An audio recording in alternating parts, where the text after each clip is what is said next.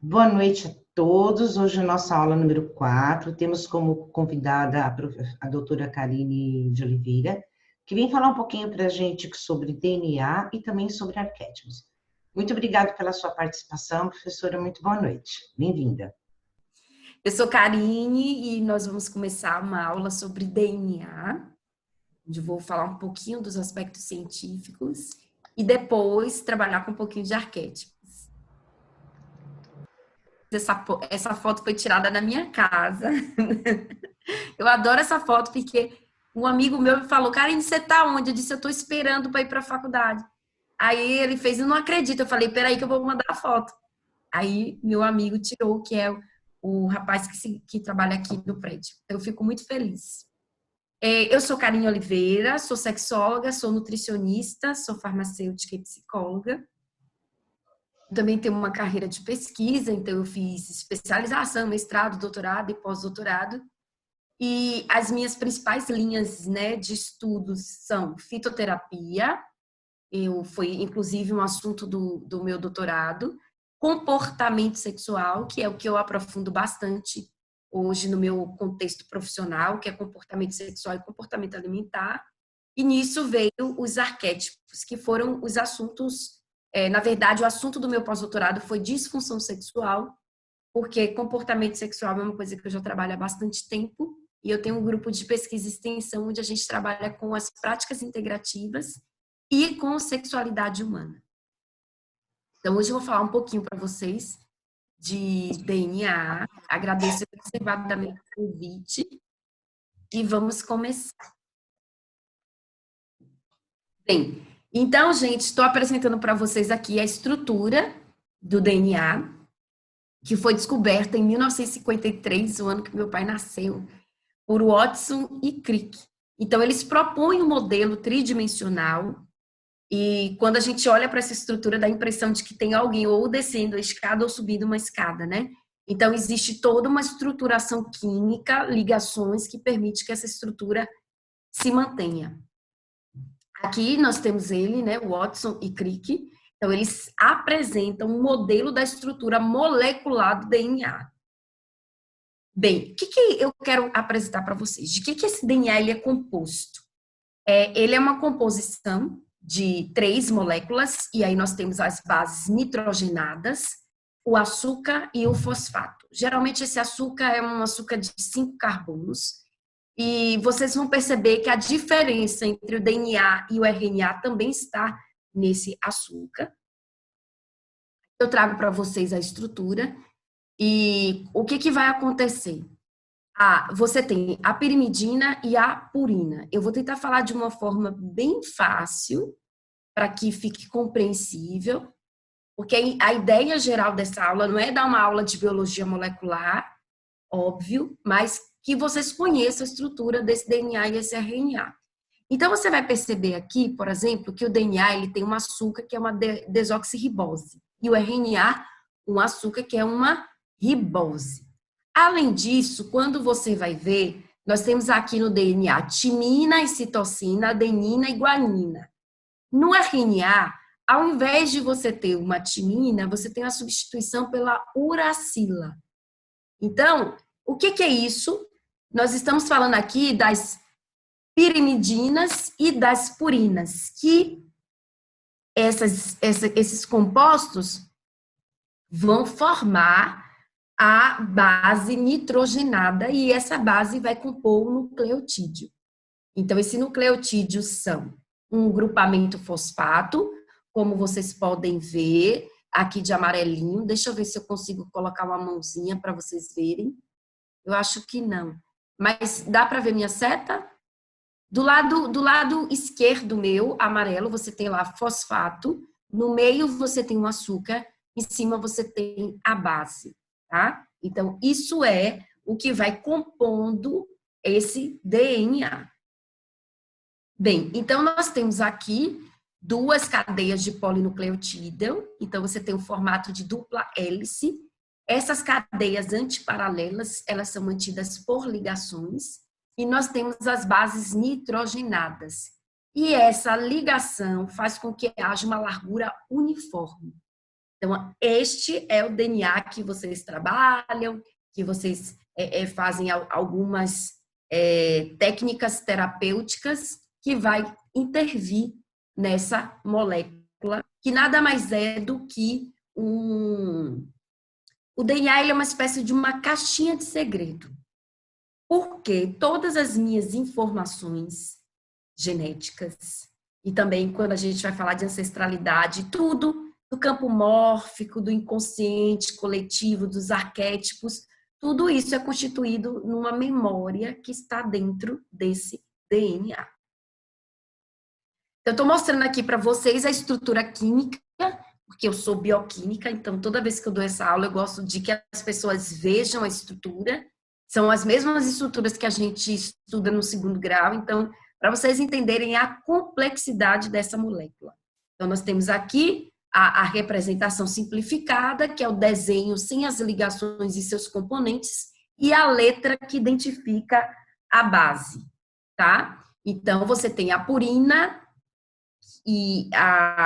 que são duas, a adenina e a guanina, e você tem a pirimidina, que é a timinina e a citocina. Lembrando que a timina, ou a timinina, vai ser substituída pela uracila, tá? Então, o DNA ele contém duas purinas, como eu já falei para vocês, e duas pirimidinas.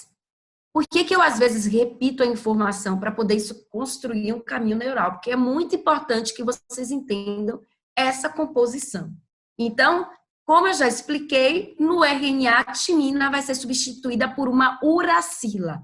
Então, perceba a diferença na estrutura molecular. Então, se vocês veem, vocês vão perceber que, do lado direito, você tem aí dois carbonos, ligados ao hidrogênio, e na uracila, na timina, você tem um carbono ligado a outro carbono com 3 moléculas de hidrogênio, coisa que você não tem na uracila, tá? Então, a uracila vai estar no RNA e a timina no DNA. Bem, e esse açúcar? Esse açúcar, como eu já falei para vocês, é um açúcar de 5 carbonos, e o que vai diferir do RNA é porque você tem uma substituição da uracila no carbono 2 por um átomo de hidrogênio. Então, como vocês podem ver aí, no carbono 2, existe uma regrinha para contagem. Ao invés de você ter na ribose um hidrogênio, é acrescido um radical hidroxila, que é esse OH. E isso vai fazer com que modifique toda uma molécula, porque ela passa agora a ser chamada de RNA. Bem, existe uma regra que a gente chama de pareamento, que é a regra de Chargaff, que quer dizer o seguinte: a adenina, ela só pareia com a timina e a guanina só pareia com a citocina. Essas regras são importantes porque quando a gente vai estudar, por exemplo, o câncer, vocês vão começar a ver que há uma modificação na estrutura e faz com que o molde da célula seja errado e aí haja uma multiplicação com um molde errado. E isso é óbvio que quando a gente vai pensar em mecanismo de síntese, existem vários mecanismos. Para vocês terem ideia, gente, para o câncer se instalar, é uma série de mecanismos reparadores que são burlados. Para que vocês entendam do ponto de vista metafórico, é vocês entrarem no Banco Central ultrapassando todos os sistemas de segurança. Então, é mais ou menos isso. Só que quem está ultrapassando é o molde errado, né? Então, você tem, por exemplo, a proteína P53, que a gente estuda bastante no câncer, quando vamos estudar a biologia molecular do câncer, que ela vai justamente evitar, reparar. E quando esse reparo não pode ser feito, a molécula, então, é encaminhada, né? A célula vai para a morte celular, que é o que a gente chama de apoptose. Então, veja quantos mecanismos foram superados para que o câncer aconteça. Então, existem regras. O DNA, ele tem todo um jeito de existir. Então, para você ter ideia, Estamos começando a falar, claro que eu vou trazer coisas bem simples hoje, de pareamento. Então, esse pareamento, ele não é aleatório, esse pareamento, ele tem uma regra, que é a regra de Chargaff. Então, adenina só com timina e guanina só com citocina, certo? E as quantidades em moléculas são aproximadamente as mesmas. Então, para vocês verem aí como é que é feita essa ligação. Lembrando que você, da guanina para a citocina, você tem 3 ligações, né? E na adenina para a timina, você tem 2 ligações. E essas ligações é o que a gente chama de ponte de hidrogênio. Quais são as funções do DNA? Porque todo mundo fala, porque eu quero mexer no seu DNA, eu quero transformar o DNA, quero que você seja... Então, a gente está sempre trabalhando o DNA, e quando a gente fala que estamos trabalhando a nível de DNA, a gente também quer dizer que estamos fazendo um trabalho mais profundo. Então, por isso que a gente precisa entender o que é esse DNA. Então, armazena e transmite informações genéticas. Então, vamos aqui supor que agora eu resolva ser mãe, e aí eu vou me relacionar com alguém, ter relações para que, de fato, isso aconteça. Então, a criança que eu vou gestar, que eu vou gerar, ela vai ter 50% de carga genética minha e 50% de carga genética do meu parceiro. Então, todas as informações dele vão se juntar com a minha, vou fazer uma combinação, e aí essa combinação vai permitir uma expressão, e essa expressão que vai dar as características, cor de pele, cor de cabelo, cor de olhos, a gente vai falar de expressão fenotípica. Ou seja, você vai ver, né? Aí vai nascer meu filho, vai dizer, olha, parece mais com carinho, parece mais com o pai. Então, é mais ou menos isso. São essas informações que estão lá no DNA que vai combinar com as outras informações. O DNA também, gente, ele identifica, né? Por isso que é uma metodologia usada, por exemplo, no teste de paternidade. Síntese proteica, porque você tem aí um molde que vai permitir com que essa proteína seja confeccionada, e são diversas as funções de uma proteína. Isso é assunto para outra aula, mas, por exemplo, o meu cabelo é proteína. A estrutura da minha pele é proteína, as minhas hemácias são proteínas. Então, são inúmeras funções. Adaptação, mutação, recombinação. Então, por exemplo, uma mutação, existem mutações que não geram nenhum impacto, são vários os tipos de mutações. Se a professora Régia, eu posso fazer uma aula de biologia molecular. E existem mutações que geram uma alteração propriamente dita, e, por exemplo, o câncer nada mais é do que uma mutação. E por que a gente está falando de DNA? Vocês podem estar se perguntando, ai meu Deus, Karine chegou para trazer um monte de coisa complexa, mas a ideia é que a gente facilite e haja uma compreensão mais profunda do que verdadeiramente estamos fazendo. Então, o progresso ele não segue uma linha reta de ascensão. É uma espiral com ritmos de progresso e retrocesso, de evolução e dissolução. Então, quando a gente vai falar sobre a vida, e quem dá a vida, essa combinação de material genético, que vai fazer com que haja uma fecundação e essa criança venha, né? E foi com que fez com que tivéssemos vida. Se vocês olharem a foto dos meus pais, você vai ver que eu verdadeiramente sou uma mistura deles dois. Então, é uma metáfora para a gente compreender que o progresso da vida não segue uma linha reta. E o próprio DNA mostra para vocês que não é reta, é uma dupla hélice, né? Uma espiral que vai se formando ali. E óbvio que falar de DNA, falar de estrutura de DNA também é falar de arquétipos. Porque arquétipos são consciências. E tudo que traz um significado que não precisa passar pelo meu córtex, pela minha tomada de consciência, eu posso entender como um inconsciente que, de alguma forma, mexe comigo, tá? Então, as pessoas falam assim, eu não acredito em arquétipo. Eu digo, gente, não é questão de acreditar, é uma ciência. Eu acredito em Deus, eu posso optar por não acreditar, mas arquétipo, você acreditando ou não, ele vai exercer uma influência sobre você.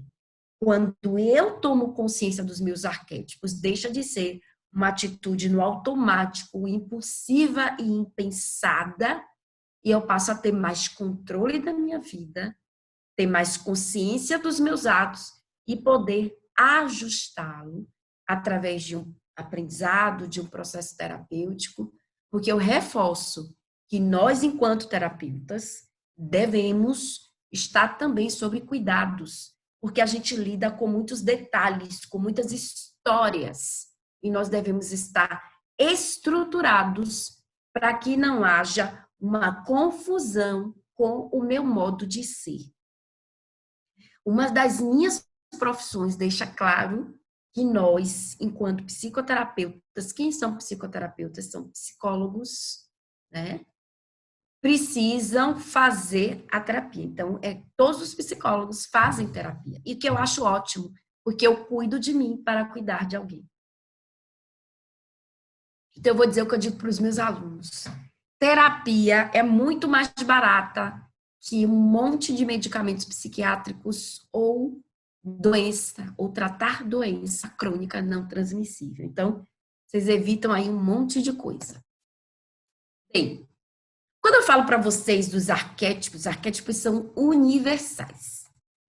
Se eu estou na Bahia, se vocês estão aí em São Paulo, em Portugal, na Suíça, no Rio Grande do Sul, em Pelotas, seja lá onde for, a manifestação arquetípica, ela é universal.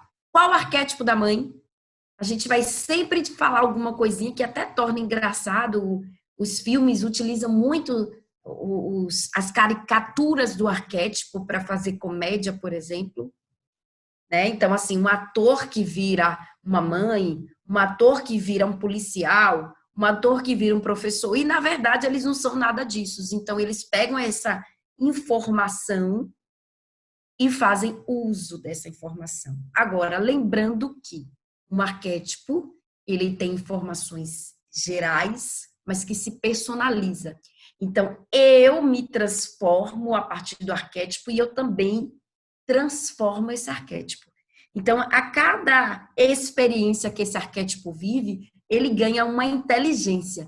Então, o arquétipo da mãe, quando surge o mundo, né? Quando Adão e Eva surgem, afinal de contas, eles também foram pais, por isso que a gente existe hoje. Ou o arquétipo, aqui pensar, dos deuses, óbvio que eles não se expressam como hoje, no século XXI, onde a gente está aqui com acesso à internet, conversando pelo computador, porque nada disso existia. E alguém com o fone aberto. Então, é importante a gente começar a ter essa compreensão, que você tem o arquétipo da mãe, por exemplo, mas que se eu fui mãe adolescente, ou se eu fui mãe depois dos 30, esse arquétipo ele vai se adaptar ao meu momento. Ele me influencia, mas eu também influencio ele.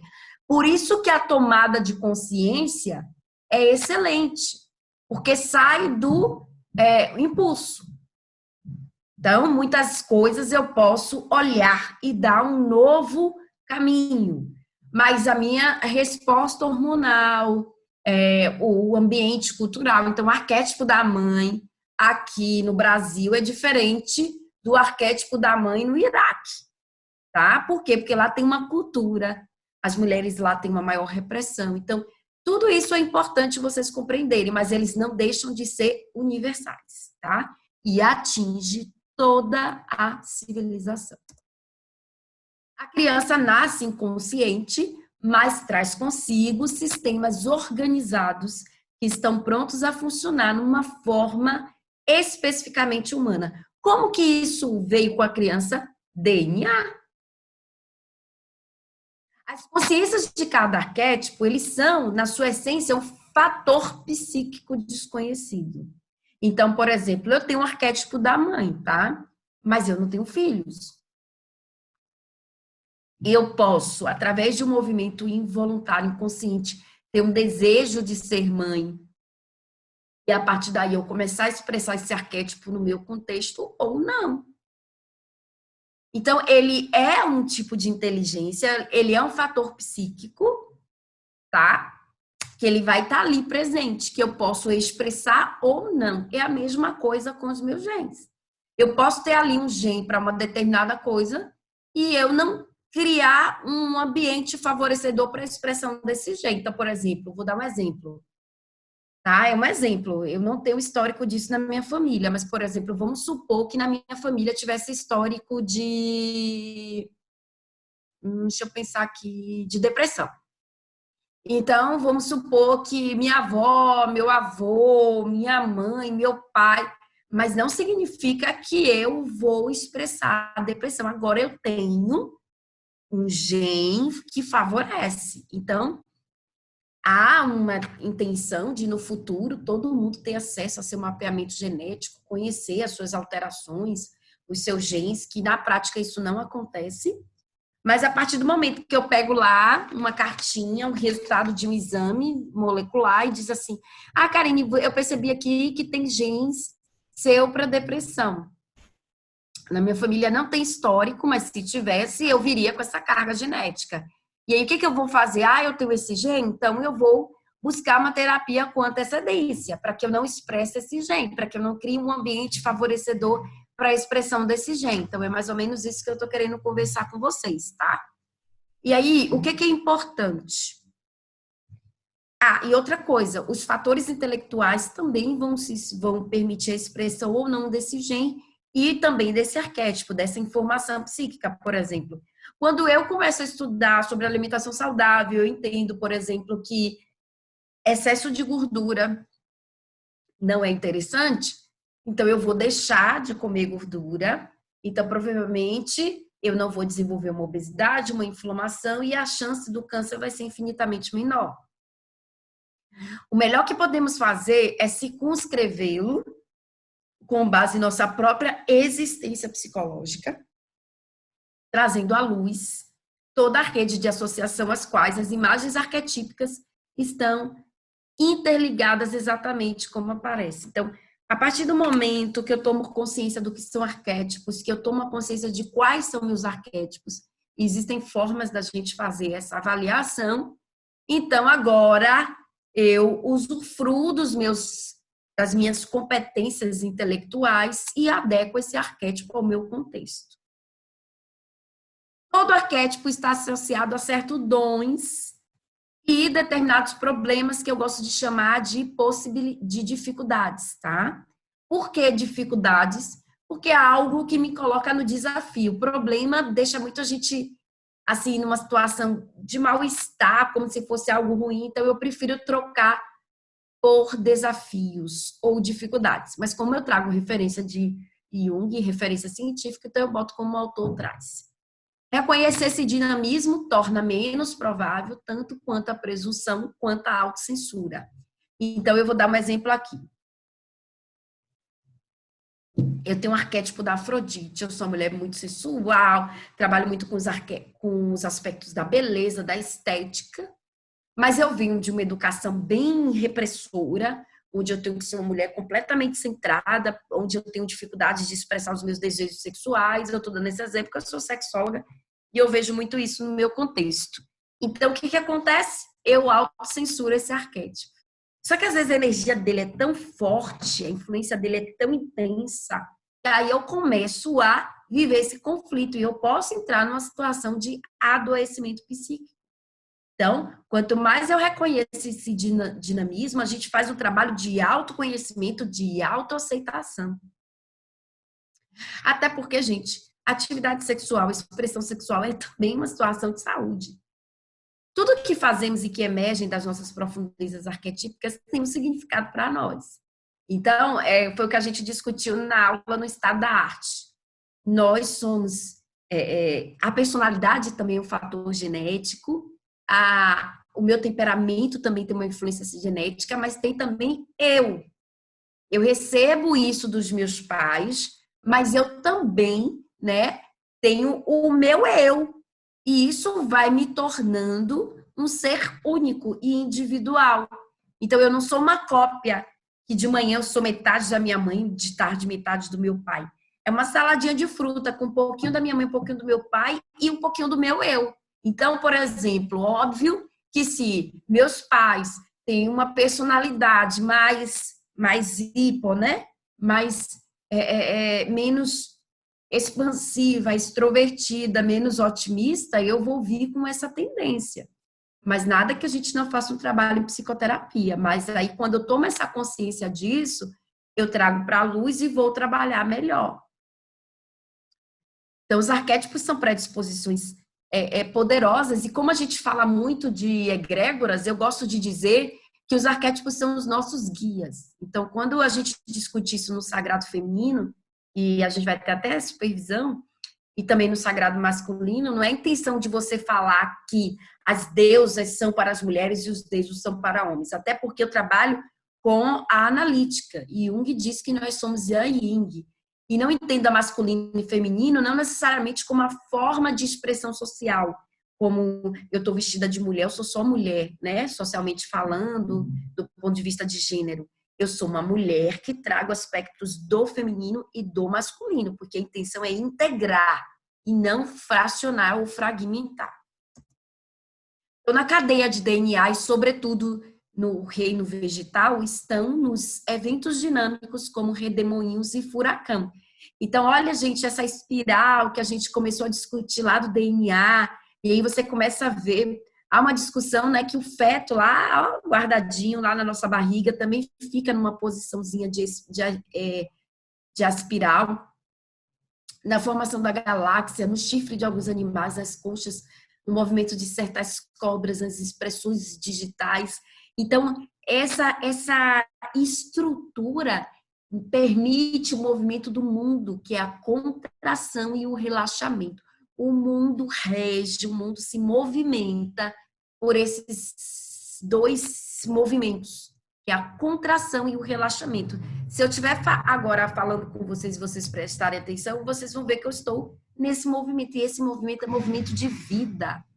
Quando vocês estudam um pouquinho da medicina legal, a gente vai ver que existem parâmetros de análise para a vida do indivíduo. E isso, a respiração, né? Primeira coisa que a criança faz quando nasce é o choro e a primeira respiração, né?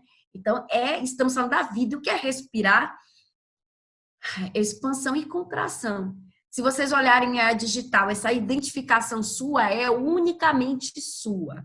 No mundo inteiro não foi encontrado ninguém com a mesma expressão digital, né? Que é aquele dedinho que a gente bota na nossa identidade. Então, eu estou falando de vida, literalmente do arquétipo da vida. Assim como as mandalas, as espirais, ambas falam da origem, da possibilidade de um retorno, de uma continuidade cíclica do progresso, da emanação, da extensão, de uma rotação criativa. Então, o Fabiano deu aula do tarô semana passada, então ele falou de arcanos que a gente pode olhar sobre a perspectiva do espiral também. Outro dia eu estava lendo sobre o imperador, né? E aí falando que o imperador é o fim, mas também o início. Então, a espiral, ele não tem fim nem início, porque é o tempo todo, é cíclico, verdadeiramente falando. Então, está lá o centro, em imanência, como um foco furtivo que inspira o movimento a partir de si ou da periferia. Um movimento circular que desloca aquele que vê, através de uma trilha de partidas e retornos, onde o fim de um ciclo é o início de um novo ciclo. Então, nós estamos falando aqui de continuidade. E assim, a gente pode pensar também na mandala. Eu trabalho bastante com mandalas, eu acho um recurso fantástico. Quem souber olhar para as mandalas é maravilhoso. E para mim, como psicóloga, me permite ver o paciente além do que ele pode falar. Porque o segredo está, tanto na medicina ou em qualquer profissão que olha para o indivíduo, é ver e ouvir aquilo que ele não pode dizer. Como assim, Karine? Pois é ouvir e ver aquilo que ele não pode dizer. É isso que a gente vem para trabalhar. E a mudar é um recurso que me possibilita fazer esta análise. E também usar como recurso terapêutico para trabalhar atributos no indivíduo. Então, é uma afirmação, é um verbo conjugado no presente do infinitivo. Eu adoro essa definição. Um verbo. A gente trabalha muito na psicossomática a conjugação de verbos e dizemos que a doença é um verbo não conjugado. A espiral é um gerúndio, um indo em direção ao infinito. Dúvidas?